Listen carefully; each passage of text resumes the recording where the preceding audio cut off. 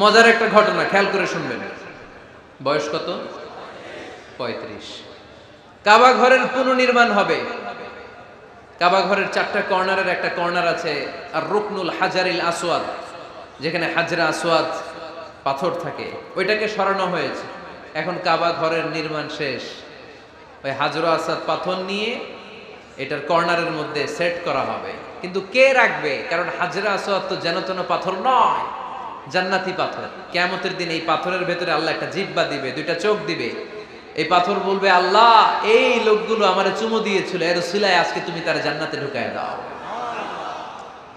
তো এটা অনেক সম্মানিত পাথর, এই পাথরকে বহন করাটাও সম্মানিত। 4 দলের মক্কার 4 নেতা বলে, এই সম্মান আমরা হাতছাড়া করতে চাই না, কেউ এই পাথরে হাত দিতে পারবে না। এক নেতা কয়, আমি নিব, আমি নিয়ে এটা কাবা ঘরে রাখবো। দ্বিতীয় নেতা বলে, না, এই পাথর আমি অন্য কাউরে দেব না, এটা অনেক সম্মানের, অনেক প্রেস্টিজিয়াস ইস্যু, আমি এই পাথরটা হাতে নিয়ে কাবা ঘরে রাখবো। তৃতীয় নেতা বলে, না, রক্তের গঙ্গা বইয়ে দেব, কিন্তু এই পাথর কাউরে দেব না। চতুর্থ নেতা বলে, না, আমি নেব। কিলাকিলি আছে না নাই? পাথর কয়টা? নেতা কয়জন? 4 জন। কিভাবে এই সম্মানিত পাথর নিয়ে সেট করবে?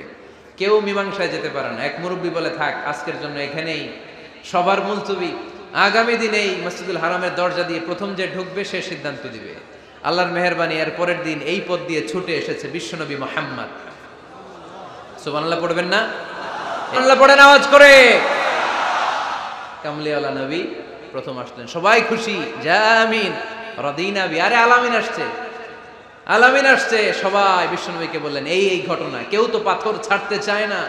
পাথর হইল একটা, নেতা কয়টা? এখন কে এই পাথর নিয়ে রাখবে? এই নিয়ে মারামারি। আল্লাহর হাবিব সাল্লাল্লাহু আলাইহি ওয়াসাল্লাম বললেন, যাই, হালুম্মা ইলাইয়া সাউবান, একটা কাপড় নিয়ে আসো, আমি এখনই সলিউশন করে দিচ্ছি। সুবহানাল্লাহ নাই? কাপড় নিয়ে আসা হলো। বিশ্বনবী বললেন, কই পাথর? সবাই বলল, এই পাথর। আল্লাহর হাবিব সাল্লাল্লাহু আলাইহি ওয়াসাল্লাম মোবারক হাত দিয়ে পাথরটা তুললেন। 4 নেতারে বললেন, ও 4 নেতা, কাপড়ের 4 কর্নারে তোমরা ধরো। 4 নেতা কাপড়ের 4 কর্নারের মধ্যে ধরলো। বিশ্বনবী নিজ হাতে পাথরটা নিয়ে কাপড়ের মাঝখানে রেখে দিলেন। এবার বিশ্বনবী আগে আগে যায়। 4 নেতারে বললেন, 4 কর্নার ধরে পাথরটারে নিয়ে আমার পেছনে পেছনে আসো। কাবার কাছে যে বিশ্বনবী আবার নিজ হাতে পাথরটা তুললেন, আবার নিজ হাতে কাবার ভেতরে রেখে দিলেন। পড়েন সুবহানাল্লাহ। সম্মান আসলে 4 নেতার দিকে যায় নাই, সম্মান গিয়েছে বিশ্বনবীর দিকে। এতক্ষণ কাউরে দিবে না, এখন কেউই ধরতে পারে নাই, তারপরেও খুশি। সুবহানাল্লাহ কইবেন না? প্রথমে যে হাজরে আসওয়াদ পাথর ধরছে কে? বিশ্বনবী। কাপড়ে রাখছে কে? বিশ্বনবী। আবার কাপড় থেকে উঠিয়ে হাজরে আসওয়াদের পাথরটারে কাবার ভেতরে ঢুকাইছে কে? সুবহানাল্লাহ কইবেন না? সব সম্মান গেল বিশ্বনবীর হাতে, সব স্ট্যাটাস গেল বিশ্বনবীর হাতে। 4 নেতা কাপড়ের কিনারা ধইরাই খুশি। এইটাই বলে নেতৃত্বের গুণাবলী। চিল্লায় বলো ঠিক কিনা? কনফ্লিক্ট রিজলভিং এবিলিটি, বিরোধ নিষ্পত্তি করার কোয়ালিটি থাকা চাই, তবেই তিনি নেতা। কি কারিশমা দেখছেন? What a charismatic leader. এতক্ষণ রক্তের বন্যা বইয়ে দিবে, কাউরে দিবে না পাথর। এখন কেউই ধরতে পারে নাই, কিন্তু স্লোগান দিতেছে জিন্দাবাদ। আসরা নাই?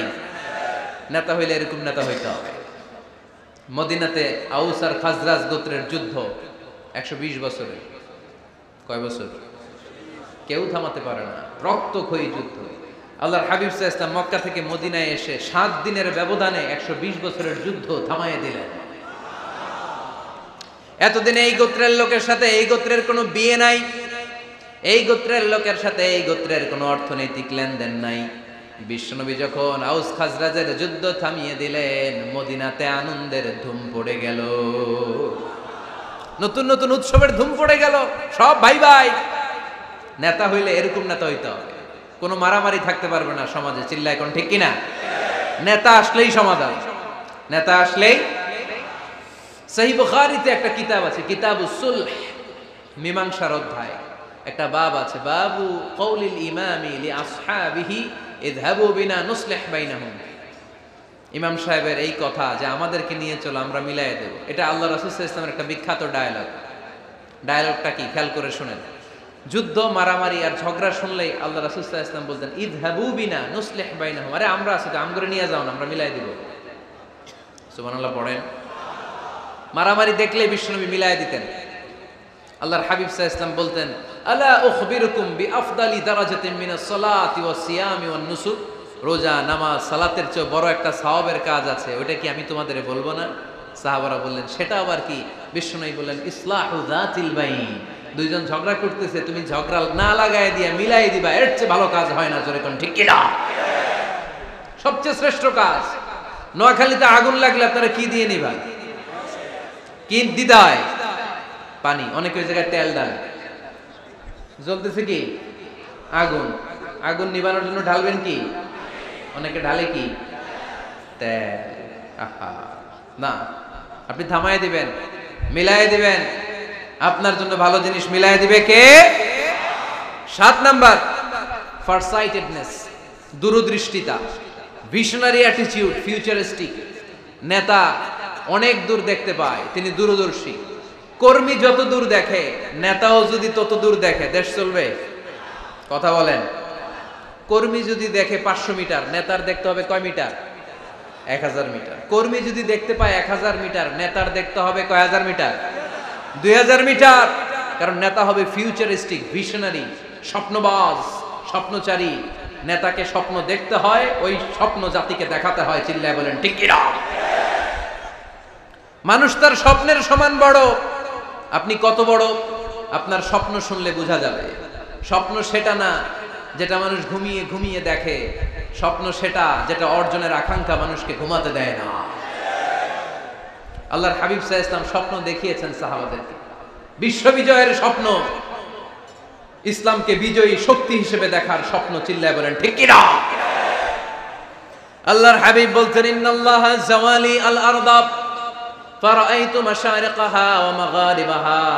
আল্লাহ তাআলা গোটা বিশ্বটাকে ছোট্ট করে আমার সামনে দেখিয়েছে। আমি ফুটবলের সাইজের এই পৃথিবীর প্রাচ্য পাশ্চাত্য ডানে বায়ে সামনে পেছনে সবটাই দেখেছি।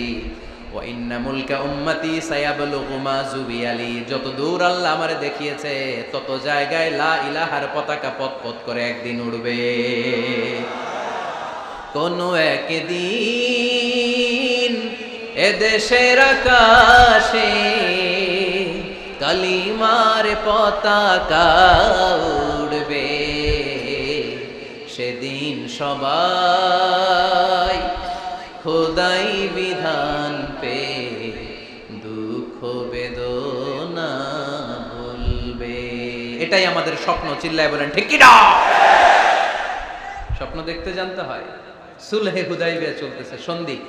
1400 সাহাবা নিয়ে বিশ্বনবী মক্কায় আসলেন উমরা করতে। কাফেররা বলে, গো ব্যাক, অ্যাবাউট টার্ন, ফিরে যাও, হবে না। আল্লাহ রাসূল সাল্লাল্লাহু আলাইহি ওয়াসাল্লাম অনুরোধ করলেন, দাও না, উমরার নিয়ত করে এসেছি। ইজার আর রেদা পড়ে কাফেররা বলে, না, আগামী বছর, এই বছর হবে না, চুক্তি করো।